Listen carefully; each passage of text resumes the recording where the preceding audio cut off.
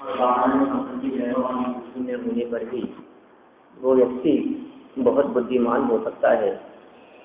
माने बुद्धिहीन और बुद्धिमान, इनकी जो व्याख्या की है वो व्याख्या सम्यक्तवादी और मिथ्यात्व के संदर्भ में की है।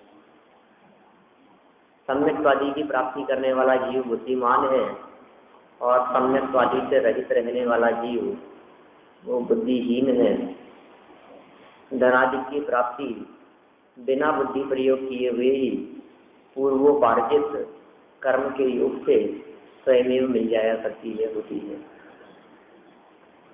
जो भी धन की प्राप्ति हुई है वो धन कितना प्राप्त होना, वैभव कितना होना, कब तक रहना और कब छूट जाना, कब चले जाना, यह बात निर्भर करती है पूर्व के अंदर बांधे हुए कर्म के ऊपर। और ये प्रकृति की व्यवस्था है, इसमें कहीं कोई अन्याय वाली कोई बात नहीं है। देखिए, आप अपनी बुद्धि से विचार करेगा वैसा उस जीव के द्वारा वैसा कार्य उस जीव के जीवन में देखा जाता है। असली कर्तव्य जो है, असली पुरुषार्थ जो है, वो पुरुषार्थ अपने में चलता है, पर में नहीं चलता। ऐसा यहाँ सिद्ध करना चाह रहे थे। माने हम पर में पुरुषार्थ चलाना चाहते हैं, हम दुकान में चलाना चाहते हैं, बिजनेस में चलाना चाहते हैं, घर गृहस्थी में चलाना चाहते हैं, शरीर में चलाना चाहते हैं, मकान बिल्डिंग में चलाना चाहते हैं, और वो सब करके अपने को ऐसे लगता है कितने पुरुषार्थी हैं साहब, सुबह 8 बजे निकलते हैं और रात को 10 बजे आते हैं, बहुत पुरुषार्थी हैं, बहुत मेहनती हैं। लेकिन यहाँ ये सब कह रहे हैं कि वो कुछ भी पुरुषार्थ नहीं है, क्योंकि जिन्हें पुरुष की खबर नहीं है वे पुरुषार्थी कैसे हो सकते हैं। अर्थ माने होता है प्रयोजन और पुरुष माने होता है आत्मा।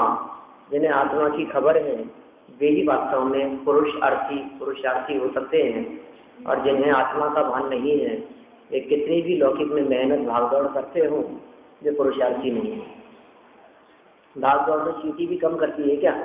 दिन भर दौड़ती रहती है इधर से उधर। चींटी तो इधर से उधर भागती हुई दिखेगी आपको, और कितने तेज तेज भागती है, इधर से उधर भागती घूमती फिरती रहती है। कितनी पुरुषार्थी है? कहते हैं नहीं, उसका नाम पुरुषार्थ नहीं है। और उन प्रवृत्तियों में उलझे रहना ये बुद्धिमानी की निशानी भी नहीं। उन्हें बुद्धिमान भी नहीं कहते।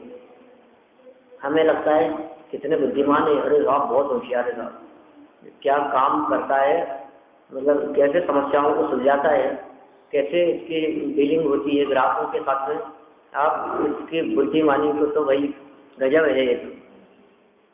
तो यहाँ कह रहे हैं कि आप कौन सी बुद्धिमानी की बात कर रहे हो, कौन सी चतुराई की बात कर रहे हो, कौन से पुरुषार्थ की बात कर रहे हो? कुछ नहीं होता है ऐसा। बुद्धिहीनों के भी अच्छे से अच्छे ग्राहक आते हुए देखे जाते हैं और बुद्धिमान भी हाथ मलते देखे जाते हैं। इसलिए जिनको आप कह रहे हो ना, ये तो उदय प्रमाण है। असली बुद्धि की बात यह है कि इनके मिलने और इनके बिछुड़ जाने पर आप कैसा चिंतन करते हैं, आपके मन में कैसे विचार चलते हैं, आप क्या सोचते हैं, किसी भी घटना और किसी भी परिस्थिति को देखने का आपका नजरिया कैसा होता है, इससे निर्भर होगा कि आप कितने बुद्धिमान हैं। देखो, जो था ना बीरबल जो बुद्धिमान कहा जाता था, वो बुद्धिमान के पीछे यही कारण था उसका। ज्यादा धन कमा लिया हो, ज्यादा कुछ वैभव संपन्न हो, अच्छा बिजनेस करता हो, ऐसा कुछ था ही नहीं, वो मंत्री था। तो वो बुद्धिमान क्यों था? क्योंकि उसको किसी भी घटना और परिस्थिति को देखने का जो नजरिया उसके पास में था वो एक अलग ढंग का था। किसी भी समस्या को वो अलग प्रकार से देखता था। कोई भी प्रतिकूल परिस्थिति बन जाती थी तो बीरबल का देखने का एक एंगल कुछ खास था। माने समझिए आप, जिसके पास वो दृष्टिकोण होता है वैसा कुछ एक अलग हटके, नॉर्मल लोगों से हट करके जिसके पास में दृष्टिकोण हो वो बुद्धिमान है। हड्डी टूट जाने पर, फ्रैक्चर हो जाने पर रोते तो सभी है क्या? उसने मार दिया, वो नालायक है, और वो तो कैसे चलाते हैं साहब, अंधे होकर के चलाते हैं।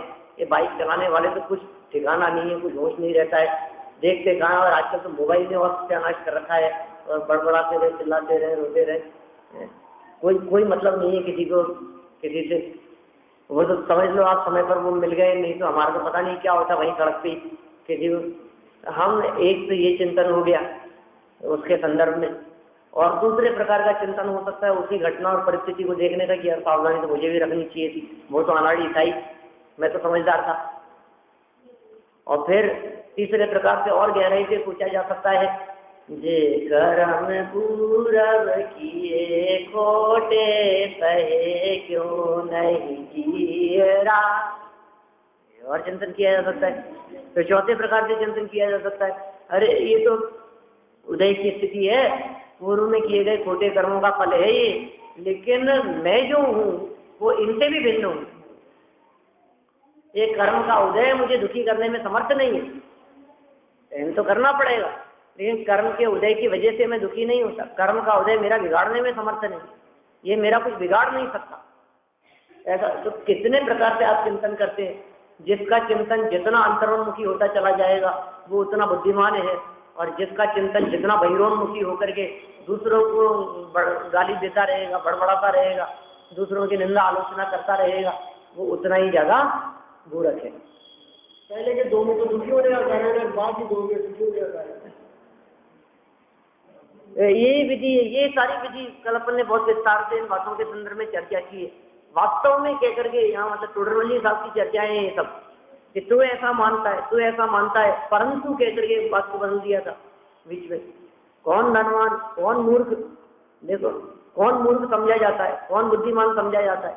भावार्थ की प्रारंभिक 3 पंक्तियों के अंदर जो बातें कही थी, लोक में तो उसे बुद्धिमान समझा जाता है, जिसको 4 पैसे 2 और 40 करके ले आए वो बुद्धिमान है।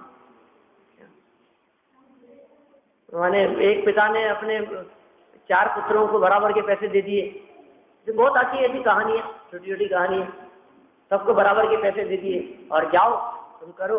तो एक ने 50 को 100 कर लाया, एक उससे ज्यादा कर लाया, 1000 कर लाया, और दूसरा सब खत्म कराया। तो कौन बुद्धिमान? मुझे लगता है कि सबसे ज्यादा पैसे मैं उसको 10 गुना कर लाया, मैं ज्यादा बुद्धिमान हूँ, और जिसने सब खत्म कर दिए वो मूर्ख है।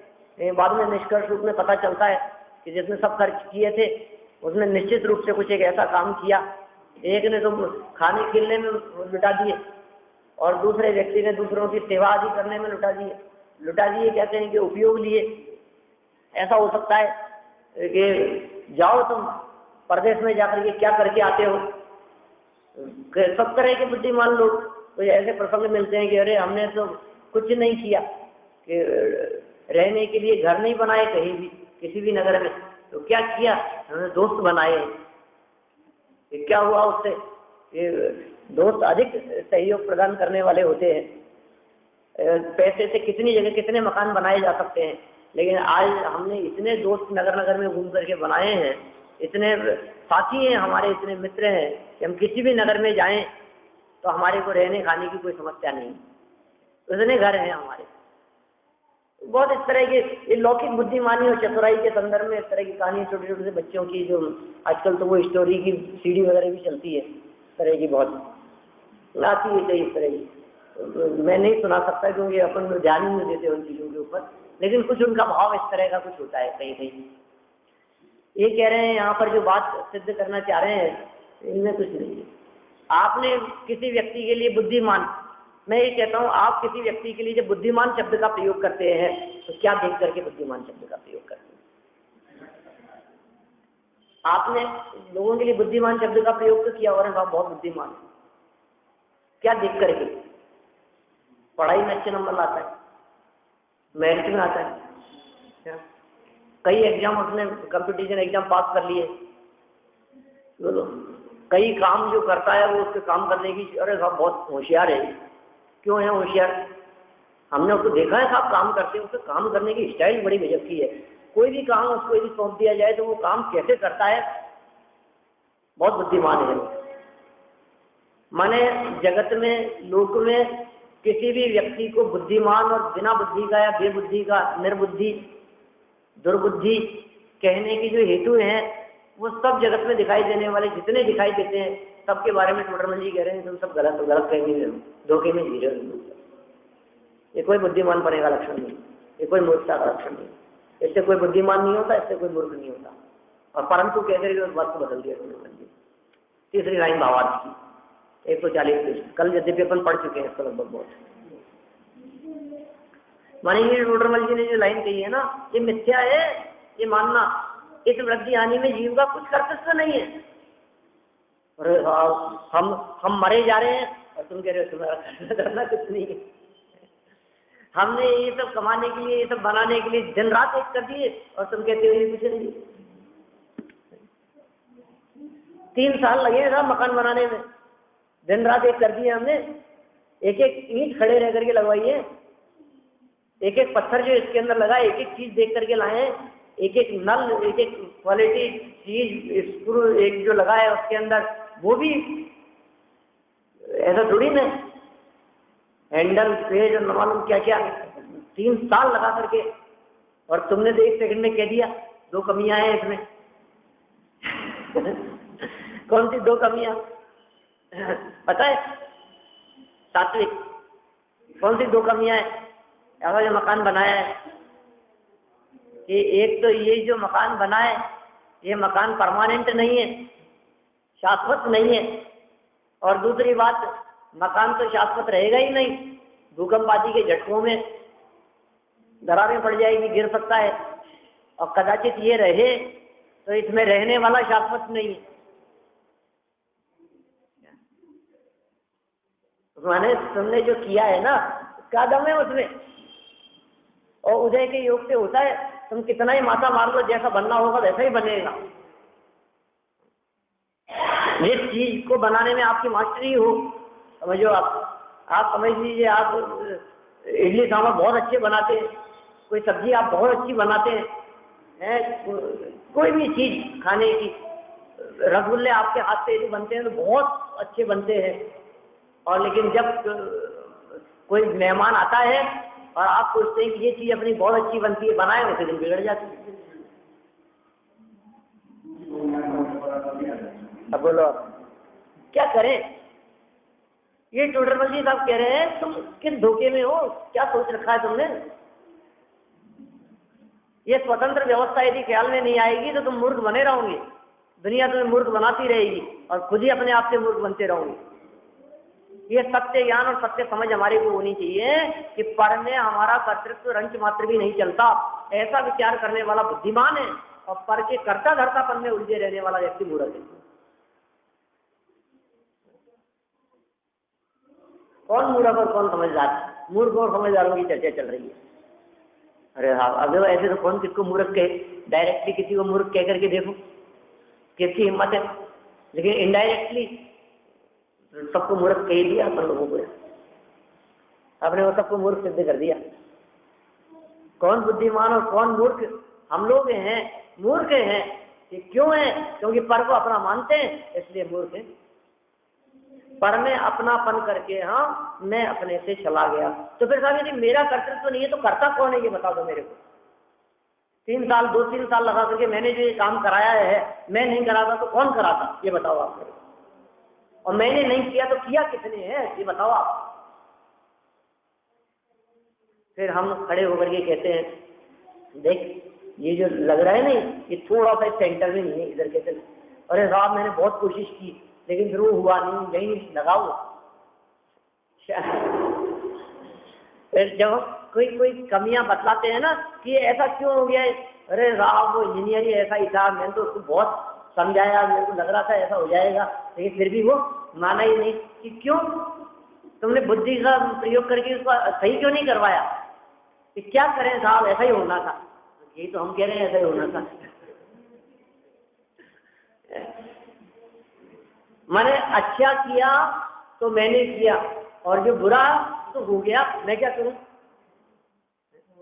मैंने थोड़ी नहीं किया, ये तो हो गया है ऐसा ही। हम कहते सभी बातों में ऐसा क्यों नहीं समझते हो? जो होना है तो निश्चित है, जो जैसा होना था वैसा ही हुआ है। सब बातों में यदि आप ऐसा ही स्वीकार कर लो तो कितनी सहजता, कितनी शांति मिलती है। ज्ञानी कहे सहज का धंधा और वाद विवाद करे तो सहज का काम है, सब सहजता है। होता स्वयं जगत परिणाम, मैं जग का करता क्या काम। सहज रहो आप, सहज आनंद का उपभोग करने वाले होते हैं मने राजा। हर परिस्थिति में कैसी भी परिस्थिति आ जाओ, चाहे मुनिराज को दुखी करके दिखा दो। अब हम मुनिराज की बात इसलिए कर रहे हैं कि हम ज्ञानियों की बात भी कह सकते हैं, लेकिन जैसी निर्भीकता और जैसी सहजता मुनिराजों के जीवन में देखी जाती है वैसी ज्ञानियों के जीवन में नहीं। वे भी भूमिका अनुसार गृहस्थ दशा में जिसको जितना ज्ञान, जिसको जितनी समझ, जो जितना बुद्धिमान, वो उतना सहज है, वो उतना निराकुल है, वो उतना शांत है। देखो जो अशांत होते हैं ना लोग, छोटी सी बात में बिना समझ के एकदम आग बबूला हो जाते हैं, क्रोधित हो जाते हैं, और फिर जब बात सुनते हैं फिर उन्हें पछतावा भी होता है। अरे अच्छा ये बात है क्या, तो पहले बताना चाहिए, तो पहले सुना था तुम, पहले बरसना चालू कर दिया तुमने। माने हम क्या कहते हैं, जो लोग बिना बुद्धि के, बिना समझ के, बिना विवेक पूर्वक, धैर्य रखे बिना ही जो फास्ट करने का प्रयास करते हैं, जो औंधे मुंह कहते हैं, जल्दीबाजी में, जल्दी का काम शैतान का, कहावत है ना इस तरह की, जल्दी का काम शैतान का। धैर्य रखो, सहज रहो, कोई बात नहीं, मेरे साथ ऐसा हो जाए कोई बात नहीं, ठीक है, ऐसा ही होना था, एक क्रमबद्ध है। करता कौन है ये बताओ हमारे को। ये जो परिस्थितियां बनी हैं सहज होती हैं, नहीं कुछ अच्छी और कुछ बुरी, ऐसा क्यों हुआ कि अच्छी हुई वो पुण्य के योग से होती है और बुरी होती है वो पाप के योग से होती है। तो पुण्य पाप किसका है, कि पुण्य पाप भी तो अपना ही है। अब इसको दो प्रकार से कहा जा सकता है, अपने सुख दुख का कर्ता भोक्ता ये जीव स्वयं है, और दूसरा ये कह सकते हैं कि इसके सुख दुख का भोगना इसके हाथ में नहीं है, कर्म के हाथ में। कैसा होगा, कैसी परिस्थिति बनी, जैसा कर्म का उदय आएगा तब इसके हाथ में कुछ नहीं है, जैसे कर्म होगा वैसे। लेकिन कर्म किसके, उस दृष्टि से देखा जाए तो तेरे तो हाथ में है। ये जीव यदि बांधते समय थोड़ा बहुत विचार कर ले तो फिर फल चाखन की बार भरे द्रग, मरी है मूर्ख रोए, अज्ञानी पाप धतूरा न धोए। मतलब पुराना भजन है, प्राचीन भजन। अज्ञानी पाप धतूरा न धोए, फल चाखन की बार भरे द्रग, मरी है मूर्ख रोए, अज्ञानी पाप धतूरा न धोए। धतूरा मतलब जहर, बीज, पाप का जो बीज है वो क्यों बोता है तू? पाप रूपी जहर के बीज को यदि तू बोएगा तो फिर क्या होगा कि जब फल निकलेंगे उसके, और जब उसको चखेगा तब रोएगा, मरेगा मूर्ख, रोता फिरेगा। तो कहते हैं तू जिस समय बो रहा है उसी समय सावधान रहना, जिस समय कर रहा है उस समय सावधान रहे, तो फल की जब बारी आएगी उस समय तेरे को दुख और कष्ट नहीं भोगना पड़ेगा। इसलिए सावधान रहने की बात करते हैं। यहाँ तो टोडरमल जी साहब कदम कदम पर सावधान कर रहे हैं। सम्यक स्वर मिथ्यात्व के संदर्भ में उसकी व्याख्या की गई 141 नंबर पेज पर, बीच वाले पैराग्राफ में। सम्यक दर्शन आदि भावों की वृद्धि आदि जिसमें होवे, जो कर सके वो बुद्धिमान, मिथ्यात्वादी की वृद्धि जहाँ देखी जावे तो मूर्ख है। सम्यक्त्व की वृद्धि, उत्पत्ति आदि, भेद विज्ञान, तत्व विचार, चिंतन मनन अभ्यास करने वाला बुद्धिमान है। और मिथ्यात्व का पोषण करने वाला, पर का कर्ता धर्ता अपने को मानने वाला और अपना कर्ता धर्ता पर को मानने वाला, वो मूर्ख है। ये मेरे करने से होता है, ये इसने ऐसा कर दिया, इसको ऐसा नहीं करना चाहिए था, ये ऐसा कर लेता तो ठीक रहता, ऐसा होना चाहिए था, काम तो ऐसा ही होना है। ये जो इस तरह के विकल्प करता है और उन विकल्पों से कुछ भी नहीं होता, प्रत्यक्ष देखा जाता है। यहाँ से देखिए आगे 141 पर, प्रत्यक्ष, प्रत्यक्ष माने डायरेक्ट। क्या देखा जाता है कि कोई तिर्यंच आदि भी अपनी बुद्धि से, अब तिर्यंचों में बुद्धि कितनी हुई, जानवर तो जानवर ही है, तिर्यंचों में कितनी बुद्धि होगी बताओ? मनुष्य में जितनी बुद्धि तो नहीं है ना तिर्यंचों में। मनुष्य से ज्यादा बुद्धिमान तो नहीं हो सकते हैं ना गाय भैंस कुत्ता बिल्ली। नहीं हो सकते ना। ये कह रहे हैं मनुष्य से ज्यादा बुद्धिमान। सब नहीं, सब नहीं, सब नहीं बहुधा तो मनुष्य ही बुद्धिमान है ना। लेकिन जो मनुष्य मिथ्यात्वी बना रहे और जो तिर्यंच सम्यक दर्शन की प्राप्ति कर ले रहे, वो तिर्यंच इस मनुष्य से ज्यादा बुद्धिमान है, क्योंकि उसने अपनी बुद्धि का प्रयोग करके अपने आप को देह से भिन्न अनुभव किया,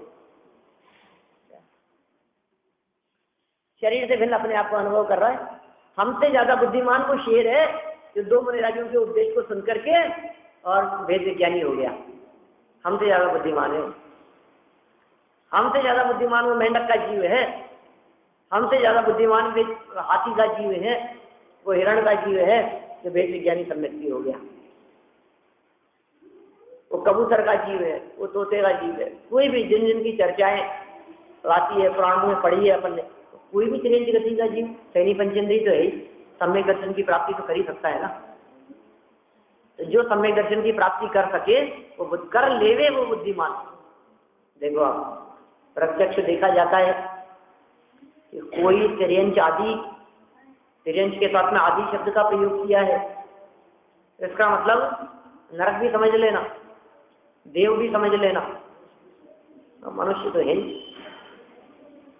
कोई तिर्यंच आदि भी माने अन्य गतियों के जीव भी अपनी बुद्धि से धर्म साधन करके स्वर्ग आदि प्राप्त कर लेता है। कल देखिए ना क्षणाद आती स्वर्गी गुणगण समृद्ध स्वप्ने थी, उसकी चर्चा की थी कल अपन ने। क्षण में ही स्वर्ग में चले जाते। वो मेंढक का जीव चले गया, वो सेठ का जीव था है ना, जो पानी पानी करते हुए मरा था, ठीक है ना, मर करके मेंढक हो गया था कुएं में जाकर के। इतनी कहानी तो बहुत बार सुनी थी अपन। और फिर वो वहां से रोजाना आता था और वो सेठानी जी की धोती पकड़ता था। बोलो ऐसा था ना, उनके प्रति मोह था। तो सेठानी जी ने पूछा मुनिराज से, मुनिराज ने पूरी कथा सुना दी कि ऐसा ऐसा है। अरे वो रोजाना उसको फेंक देती थी, धक्का मार देती थी, झटकारती थी, परेशान रहती थी उससे। और फिर एक दिन जब मुनिराज ने कथा सुनाई पिछले जन्म की, अरे ये तुम्हारे वही सेठ जी हैं, कौन से जिनके लिए तुम घी डालती रही हैं, और वो मर गए, पानी पानी करते हुए मरे थे, पानी में पैदा हुए और इनको थोड़ा स्मरण आ गया तो तुम्हारे प्रति मोह भाव है, इसलिए तुम्हारे नजदीक आना चाहते हैं। अच्छा मेरे सेठ जी हैं जिनके लिए मैं आज तक रो रही हूँ कई महीनों से, क्या ये वही है? बोलो तो वो उनको अपने घर ले आई साथ में। अब रोजाना मंदिर जाते और करते, सब साथ साथ में वो मेंढक वहीं रहता। एक दिन खबर सुनी उसने तीर्थंकर परमात्मा के संबंध में, भगवान महावीर स्वामी का समूह शरण आया है, तो मुख में फूल की पंखुड़ी दबा करके जा रहा था। और फिर कल अपन ने थोड़ी चर्चा की थी इसके बारे में। राजा श्रेणिक वो निकल रहा था वहां से हाथी पर, पूरी सवारी निकल रही थी और पूरा लवाज माता सेना थी उसके साथ में। तो वही भगवान महावीर स्वामी के दर्शनों के लिए जा रहा था। हाथी बैठ करके जा रहा है, हाथी की सवारी पर राजा जा रहा है, और एक मेंढक बेचारा कितना कितना कहाँ कैसे जाएगा, फुदक फुदक करके जा रहा है, फूल की पंखुड़ी है। जाते जाते रास्ते में क्या हुआ, राजा श्रेणिक के हाथी के पैर के नीचे वो मेंढक आ गया, जीवन समाप्त हो गया उसका। अब क्या हुआ, क्षणादासी स्वर्गी गुणगण समृद्ध सुख निधिम। क्षणात क्षण में ही स्वर्ग में चला गया। अब ये तो पता नहीं कब पहुंचेगा, क्या राजा श्रेणी तो पता नहीं कब पहुंचेगा भगवान के समूह चरण में। और वो तो यहाँ से पैर के नीचे आया उतर के आ गया वहां समूह चरण। कौन आ गया ये देव, फटाफट यहाँ आ गया है, तुरंत तुरंत पहुंच गया वहां समूह चरण में जाकर के भगवान की दिव्य ध्वनि सुनने के लिए, ऐसे पुण्य के योग से। तो तिर्यंच गति के जीव भी अपनी बुद्धि से धर्म साधन करके, चिंतन करके, वेद विज्ञानी होकर के स्वर्ग आदि प्राप्त कर लेता है। और देखो स्वर्ग में प्राप्त करने वाले जितने जीव होते हैं ना, उन सब में मैक्सिमम जीव तो तिर्यंच गति के होते हैं। यद्यपि अपन उस चीज को परसेंटेज में बांट नहीं सकते, समझना, यद्यपि हम उनको परसेंटेज में बांट नहीं सकते, लेकिन फिर भी यदि मैं कहूँ तो कह सकता हूँ 99.99% जीव तिर्यंच गति से देव गति में जाते हैं। 0.01% जीव ऐसे होते हैं जो मनुष्य गति से देव गति में जाते हैं। बांट नहीं सकते, पहले कह दिया है मैंने। परिणाम योग की दृष्टि से देखोगे तो इसमें परसेंटेज नहीं लगता, लेकिन तिर्यंच गति से देव गति में जाने वाले जीव बहुत ज्यादा हैं। परसेंटेज इसलिए नहीं लगता क्योंकि हमारे कहने में सिर्फ 100 गुना ही हुआ, 1000 गुना ही हुआ, है ना। क्योंकि 1000 गुना चलता ही नहीं है ना। 2-5 मनुष्य जावे तो लाखों तिर्यंच जावे, आप कहाँ परसेंटेज लगाओगे, आप कहाँ बनेगी बात। जैसा उसका कारण क्या है कि मैं बता रहा हूँ ना, उसका कारण मनुष्य गति की जीव तो है 29 अंक प्रमाण। बोलो, अब 29 अंक प्रमाण मनुष्यों के अंदर सारे के सारे भी चले जाए, जाते ही नहीं है। सारे के सारे कैसे जाएंगे, तो कितने से जाएंगे। और तिर्यंच गति के जीव मतलब असंख्यात तिर्यंच रहते हैं, सम्यक दृष्टि है, क्या ना, कह सकते हैं, बिल्कुल कह सकते हैं। देखो, देवगति से देवगति में जाता नहीं है, देव से देवगति में दोबारा नहीं आता। नार की देवगति में जाता नहीं, ठीक है।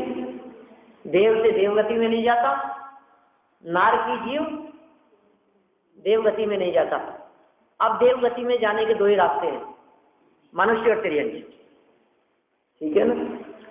मनुष्य गति के मृत्य खंड के जीव जो हैं पापी अधर्मात्मा, वे देवगति में नहीं जाते। आर्य की अपेक्षा से मृत्य खंड 5 गुना ज्यादा है, तो मनुष्य तो वैसे ही पहले लिमिटेड थे और लिमिटेड रह गए देवगति में जाने वाले। आर्य खंड के भी सभी नहीं जाते क्योंकि पापी नारकी में जाने वाले दिखाई देते हैं। अब तिर्यंच गति के जीव, तिर्यंच में भी सब नहीं जाते, लेकिन तिर्यंच गति में जितने 2.5 फीट के बाहर जीव हैं, भोग भूमि वाले हैं, वे सब नियम से देवगति में जाते। बोलो आप कैसे मिलेच्छन के जीव कहाँ आते हैं? अधोगति, नरक तिर्यंच एक स्थिति है। अधोगति से आते हैं, अधोगति में जाते हैं, ऐसी स्थिति हुई। मनुष्य होने की अधो से आते हैं, अधो शब्द का प्रयोग आया है, अधो से आए अधो में गए। तो कुल मिलाकर आप 2.5 फीट के बाहर भोग भूमि है और असंख्यात तिर्यंच है, तो वे तिर्यंच गति के जीव भी, तिर्यंच गति के अनपढ़ भी ले स्वाद सफल भव कर जावे। मैंने तिर्यंच गति के अनपढ़ होते हुए भी भगवान आत्मा का स्वाद वे ले लेते हैं, अपने आत्म तत्व का, और अपने भव को सफल कर लेते हैं, देवादी गतियों की प्राप्ति कर लेते हैं। बोलो क्या लिखा। प्रत्यक्ष देखा जाता है कि कोई तिर्यंच आदि भी अपनी बुद्धि से धर्म साधन करके, तो दूसरे की बुद्धि से तो करेगा नहीं, उधार की बुद्धि तो काम आती नहीं है ना, दूसरे की बुद्धि से काम चलता नहीं है। और तिर्यंच गति में देखो, यहाँ अपनी बुद्धि से का एक अर्थ और लिया जा सकता है। अपनी बुद्धि से का अर्थ ये है परोपदेश के बिना, तो उसका नाम है अपनी बुद्धि। मनुष्यों में अपनी बुद्धि से करने वाले बहुत कम होते हैं, निसर्ग सम्यक दर्शन वाले। मनुष्य गति में अधिगमन वाले ही मिलेंगे आपको व्यक्ति में। शास्त्र से पढ़ करके हो रहा है, गुरु के समझाने से हो रहा है। एक मुनिराज बैठे हैं, सभा लगी हुई है, मुनिराज का उपदेश सुन करके किन्हीं जीवों को सम्यक दर्शन की प्राप्ति हो गई। बहुत लोग समझने समझाने से, आपस में चर्चा वार्ता करने से सम्यक की प्राप्ति करें। ये तो हो गए पढ़ने पढ़ाने से, समझने से, ठीक है ना, परोपदेश से। और यहाँ ये कह रहे हैं अपनी बुद्धि से। अब तिर्यंच गति कौन ऐसा होगा जी जो किसी घोड़े को बैठा करके पढ़ाएगा, देखो भाई ये घोड़े तू जो है ना, ये जो शरीर दिखाई दे रहा है ये तेरा नहीं है, तो इससे भिन्न है, कोई करेगा ऐसा। हे हाथी, कोई करेगा ऐसा। हम बोले अपनी बुद्धि से करते हैं, वो जो भी करते हैं हो जाता है। कुछ पूर्व भाव का जाके स्मरण हो जाए, कोई बुद्धि लग जाए, किसी को देख करके हो जाए, कुछ है, कुछ भी जो भी हो, परोपदेश के बिना, वो उसमें उनकी मुख्यता है। लेकिन अपनी बुद्धि से तिर्यंच आदि धर्म साधन करके स्वर्ग प्राप्त कर लेते हैं। तो कौन बुद्धिमान? तुमने कितना कमाया जीवन में? 2000 करोड़। जीवन भर में इतना समय लग गया तुम्हारे को कमाने में। और मेंढक ने स्वर्ग की संपत्ति कितने समय में कमाई? बोलो कौन बुद्धिमान कि तूने सोना बनाने की कला कितने साल में सीखी? 12 साल में। क्या जबरदस्त काम कर लिया मैंने। भरतरी कहता है। और शुभचंद्र जो उसके भाई थे, सोने की शिला, क्या करता है? इसके लिए 12 साल बर्बाद कर दिए तुमने। इसके लिए घर छोड़ा था अपन ने। राजपुत्र थे, राज्य मिलने वाला था। कोई ऐसी परिस्थिति दिखाई दी, माँ थी दूसरी, कौशली माँ थी, उसके पुत्र हो गया। और कुछ ऐसा प्रसंग, ऐसी चर्चा कानों में पड़ गई कि ये दोनों रहेंगे तो मेरे बेटे को राज्य नहीं मिलेगा, छोड़ करके चले गए। बैरागी हो गया। इतना स्वार्थी जगह। हमें कौन सा राजपाट करना है? ये राज्य कर ले, लेकिन कम से कम ऐसे हमारे बारे में ऐसी बात, कोई कमी नहीं थी। राजपुत्र होते हुए भरतरी शुभचंद्र निकल पड़े और बाहर निकल करके कुछ रास्ता भटके तो एक दूसरी तरफ चला गया और एक दूसरी तरफ चला गया। एक दिगंबर पंथ हो गया और दूसरा मंत्र तंत्रादि के चक्कर में लग गया। 12 साल बाद में उसे सुध आई। ये तो दिगंबर पंथ हो गए थे, तो विकल्प ही नहीं था शुभचंद्र को। 12 साल बाद में भरतरी को याद है, और हम लोग दोनों निकले थे, भाई साहब कहाँ हैं? कब याद आई कि 12 साल तक तो लगे रहे सोना बनाने के उस विधि में, सीखने में, और वो ऐसा रसायन तैयार कर दिया कि जिस रसायन को डालो, बुलाया एक्सपर्ट लोगों को, भाई साहब की तलाश जारी की, चित्र बनवाया एक्सपर्ट लोगों को बुला करके और बतला करके, चित्र बनाओ, मैं बताता हूँ उसके अनुसार मेरे भाई साहब कैसे दिखते थे। क्या चित्र बनाया, नौकर जाकर उनको भेजा, जाओ तलाशो। तलाशने के लिए देखा, सब तरफ घूमे फिरे और दूर दूर तक तलाश करने के बाद में मालूम चला उसी शक्ल के व्यक्ति मिल गए, दिगंबर बैठे हुए। वापस लौट कर और मिल गए, साहब इनाम चाहिए हमारे भाई साहब को, तलाश लिया आपके, कहाँ है क्या है? और लेकिन हालत बहुत खराब है उनकी, क्या कपड़े सबसे तक नहीं है उनके पास में। ऐसी हालत में नौकरों को दिया रसायन, क्या जा करके भेज दिया और जाओ उनको, उनकी व्यवस्था करो, उनकी, मैं हमारे बड़े भाई साहब हैं राज के पास क्या है, कुछ नहीं। और वो तो शरीर से कुछ है ही नहीं, और ऐसी हालत हो गई उसकी, दिमाग बहुत खराब हो गया। इतना बहुमूल्य रसायन जो आपने दिया था ऐसी छोड़ दिया उन्होंने धूल मिट्टी में। लौट करके आ गए। भरतरी को मालूम चली, और यार गलती हो गई, आखिर मेरे बड़े भाई साहब, मुझे खुद जाना चाहिए था, मैंने भी नौकरों के हाथ से भिजवा दिया इतने साल बाद में, मेरे को खुद को तो जाना चाहिए था। खुद गया वहां लेकर, क्या बतलाया, अरे भाई साहब आपको पता है 12 साल में मैंने क्या किया, इतने इतने वर्षों के अंदर क्या चीज हासिल की है, ये रसायन लेकर के आया हूं मैं, पता है क्या चीज है? देखो आप, जो पत्थर के थोड़े से टुकड़े के ऊपर डाल दिया सोने का हो गया। देखा उन्होंने, कुछ देर तक सुनते रहे बात, और फिर दिखा दिया उन्होंने चमत्कार। आश्चर्यचकित रह गया। मैं तो सोचता था कि ये दरिद्र हैं, दीनहीन है, कपड़े पहनने को नहीं है इनके पास में, और ये तो सोने की हो गई शिला। और फिर देखा, चर्चा की तो सारी बात क्लियर हो गई कि कुछ दम नहीं है इसमें। क्या कर रहे हो तुम, कहाँ उलझ रहे हो? तुमने अपनी जिंदगी के 12 साल की जगह पर बर्बाद कर दिए हैं क्षण मात्र में। ये कह रहे हैं वो तिरंज गति का जीव क्षण मात्र में स्वर्ग में चला जाता है। अरबों खरबों की अनगिनत बहुमूल्य रत्न वैभव मणियां जिसके चरणों में आकर के पड़ती हैं, क्या किया उसने उन सबके लिए? और तुमने अपने जीवन के 60 साल कितने लगा दिए इकट्ठा करने में, इकट्ठा करके किया क्या? कि तिजोरी में रखने में, तिजोरी में रख के क्या किया? कि बस चाबी लेकर के घूमते रहे, और घूमते क्या रहे, वो भी छोड़ के चल दिए चाबी भी। बोलो पुण्यवान होगा कोई जो हो गया, देना मेहनत से मिलेगी, देना मेहनत से मिलेगी। ये तिरंज गति के। और राजा जी की देखो अब दशा क्या है, अपोजिट बात करते हैं थोड़ी सी। धर्म साधन करके तिरंज तो चले गए स्वर्ग में बुद्धिमान, और कोई राजा जी भी निर्बुद्धि होकर अधर्म साधन करके नरकादि प्राप्त करता है। राजा है, बुद्धि नहीं है, वैभव संपत्ति बहुत है, और भोगेश्वरी राजेश्वरी से नरकेश्वरी, राजपाट से मरने वाला जीव नरक में जाते हैं। अब देखो आप क्या हो रहा है, कल हमने बात कही थी, यहाँ कैसी दशा, यहाँ कुछ हो रहा है और वहां कुछ हो रहा है।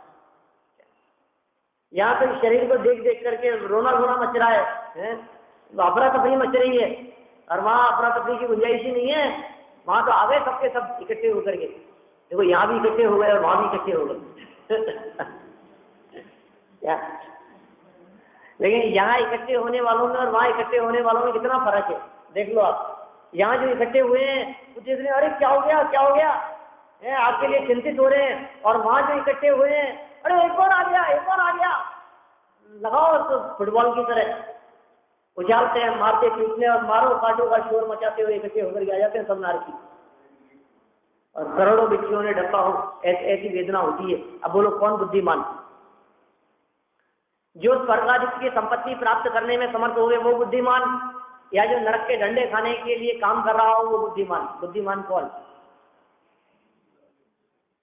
हमारी दशा तो ऐसी दिखाई देती है, एक चोर चोरी करके ऐसा समझता है ये मूर्ख 8-8 घंटे काम करते हैं, महीने भर काम करेंगे और 10-5 हजार कमा पाते हैं, अपने को देखो कितने बुद्धिमान है अपन, एक हाथ मारा और 50,000 लाख जेब में। जो कमाने में ये कहते हैं मेरा 5 लाख का पैकेज है, 8 लाख का पैकेज है, साल भर में जाकर के 8 लाख कमाएंगे, और हम तो साल में एक ही बार करते हैं और 50 लाख। बुद्धिमान कौन बोलो? साल भर मेहनत करके 2-5 लाख कमाने वाला के एक बार काम करके 1,50,000 कमा लेने वाला, इकट्ठे कर लेने वाला, कौन बुद्धिमान? अरे भैया ये हमारी दशा बिल्कुल ठीक इसी प्रकार की है। आप वर्तमान देख रहे हैं, आपने वर्तमान में कितना इकट्ठा किया है वो देख रहे हैं, और हम ये देख रहे हैं कि इसका रिजल्ट क्या मिलेगा।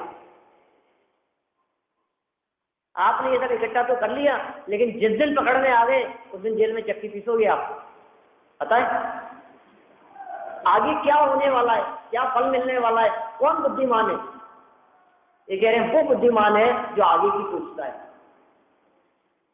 वो बुद्धिमान है जैसे प्रभाव दिखाई देता है, वो बुद्धिमान है जैसे भविष्य दिख रहा है, जिसकी बुद्धि में जिसके ज्ञान में ये आ रहा है आगे क्या होने वाला है। और साहब बहुत बुद्धिमान है, पहले से देख लेते हैं साहब, उनको पता लग जाता है क्या होने वाला है। हम भी तो यही कह रहे हैं, पहले से देख लेने, जिसे नरक दिखता हो वो बुद्धिमान, उससे सावधान रहेगा। जिसे स्वर्ग दिखता हो वो बुद्धिमान, स्वर्ग और मुक्ति दिखती हो पहले से देख लेगा, उस अनुसार कार्य करेगा। और जिसे नरक स्वर्ग आदि प्रभाव नहीं दिखते हो, बिना बुद्धि का यही इकट्ठा करने में लगा हुआ है, कुछ नहीं, बर्बाद कर रहा है।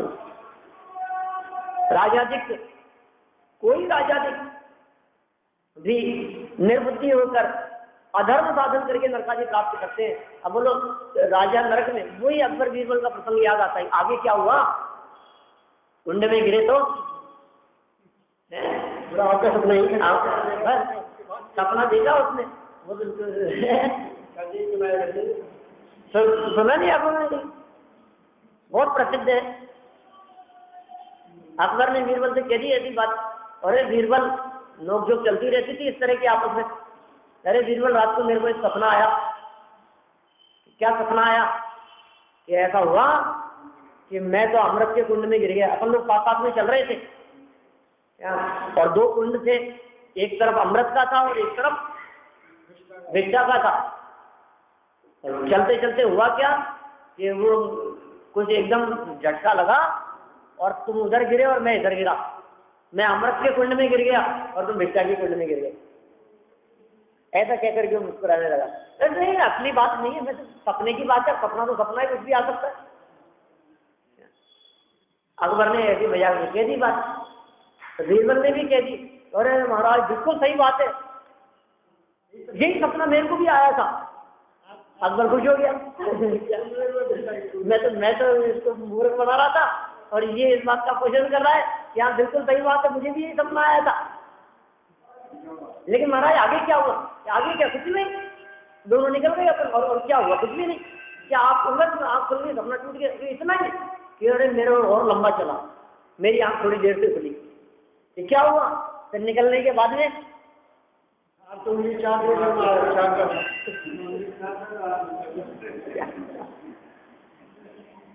बोलो क्या कैसी स्थिति नहीं लेते जरा बिल्कुल।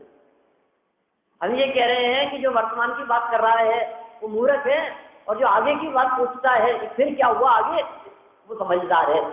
बीरबल इसीलिए समझदार था कि वो 2 कदम आगे चलता था, आगे की सोच करके बात करता था, दूरदर्शी था।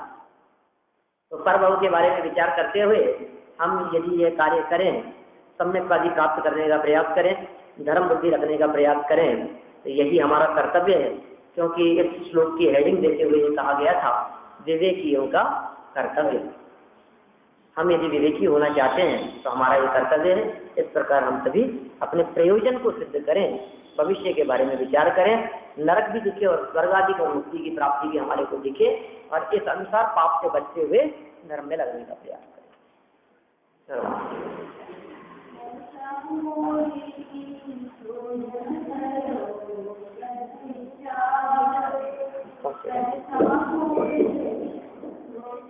जाएगा नहीं वो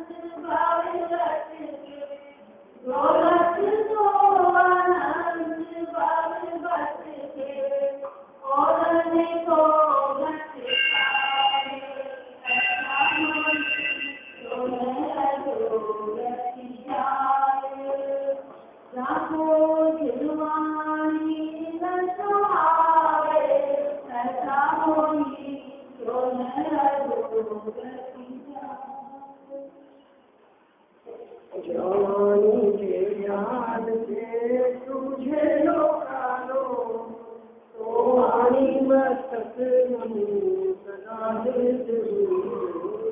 सदा दे।